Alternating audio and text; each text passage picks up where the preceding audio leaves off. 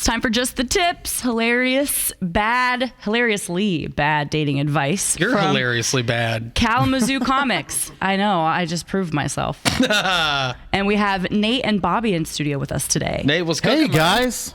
Not too much. How you guys doing? I'm Great. very excited for this one this time. This is our garbage fire of a man here. It always smells like burning trash when I'm in the studio for some reason. The studio just smells like burning trash. I don't know if you've ever noticed when you walk in, it's not a good smell. I thought it was me, but... All right. This comes from Nate, 31. Hey! Hey! Dear Morning Show, I keep getting stood up by women I've met online. The likelihood that women will follow through with plans they made on an online dating app is about the same as the likelihood that I will go rock climbing at dawn with that guy I just met at the bar 19 beers deep at 2:30 a.m. I didn't go, by the way. My life is a real garbage fire.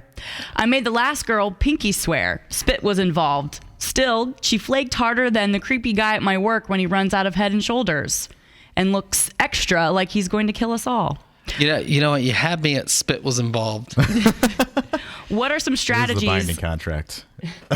What are some strategies to prevent women from outright ghosting on your plans? I've considered possibly having the next one sign something in blood or just chaining her to the radiator in my basement. All right. Brent Von Kalamazoo said, searching for a relationship is a lot like a dog chasing a car. It only seems impossible and exhausting until you catch one, but God help you if you do, because that's when you really get wrapped around an axle and dragged down the street. I recommend buying some automotive magazines and chaining yourself to that radiator. Wow. That's romantic. Jason Alt said, a good pair of binoculars, a full tank of gas, and some gumption is all you need. With people constantly checking in on social media, it should be pretty easy to keep tabs on her. If her flimsy excuses are met with a, I'm right outside, I can give you a ride home, she will know you're a go-getter who shows initiative and won't take no for an answer. Oh, That's creepy. That's what ladies love that. You use lines like, hey, are you going to be walking alone to your car later? Yeah. You know, things like that really helps. Adam West, not Batman, actually maybe Batman, I'm not sure. You have to take matters into your own hands. If you see a girl you're interested in, approach her and say, we are on a date now. And then, boom, you're on a date, and she won't have a chance to ghost you. Some pointers for these impromptu dates. Attempt to hold her purse. Women love strange men grabbing at their things. Possibly have ice cream. Vanilla works best. It tells her, I'm aware that ice cream exists, but flavor isn't my thing. If she runs away, run next to her and say, I'm totally into exercise too. Oh, Even creepier.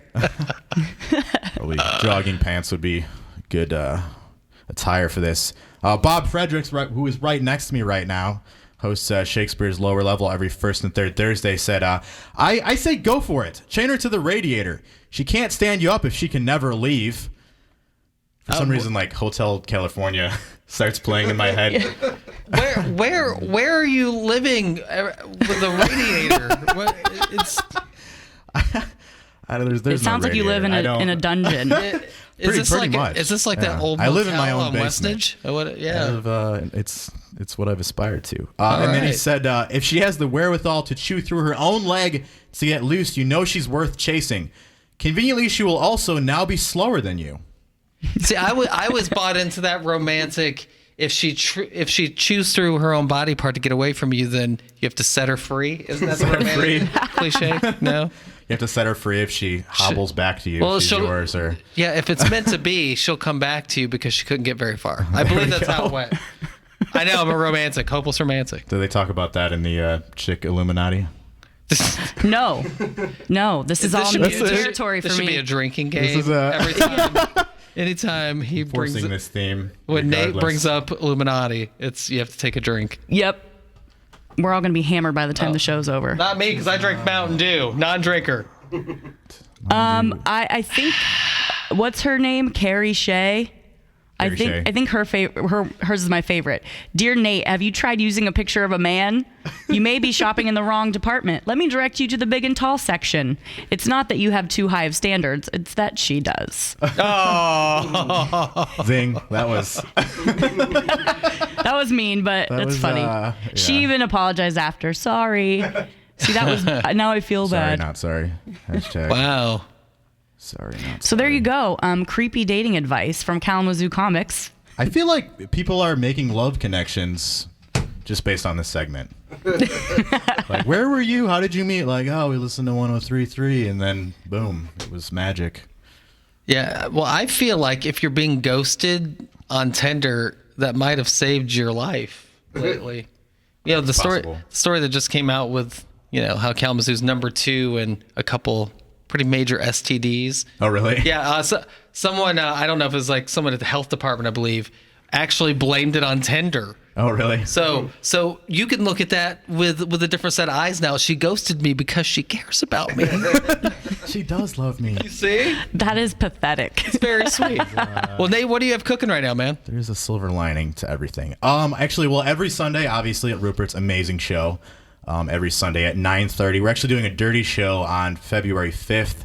100% of things that we cannot say on the air. And then Mr. Bob I thought you just meant you weren't going to take a shower. I wasn't sure. Well, that's part of it. Mr. Bob Fredericks also has a show coming up. Yeah, this Friday we have Shane Moss coming to Shakespeare's Lower Level. He's on a 100-city tour, and we've got tickets available for that at shakespeares.com.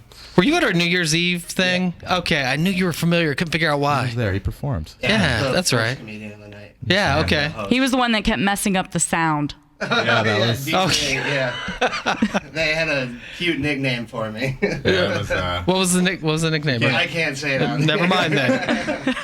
But they helped me fix it, and the show went on. But wireless systems are not ideal for comedy. Yeah, that's the thing. It's important to point out here. Radio people are very jealous of comedians because number one, they make the same crappy money that we do. But no, number two, when a comedian's on stage, they can literally say anything, and on the radio, we can literally say magic. nothing. Yeah, you know. You just have to deal with some backlash sometimes. But yeah, you have a lot of free reign. Yeah, we get messages. It reminds me of Anchorman, where remember Ron Burgundy and Anchorman said a bad word, and then one of the producers like, "Poop came out of your mouth. You're just poopy." That's what my complaint emails are like. You're poop. If people complain, we just throw them out. Yeah. Like, We get a complaint up, at least you're out. once a day. I'm like, wow, am I really that bad of a person? Well, I mean, you are, but that's not. How did I know you were going to say that?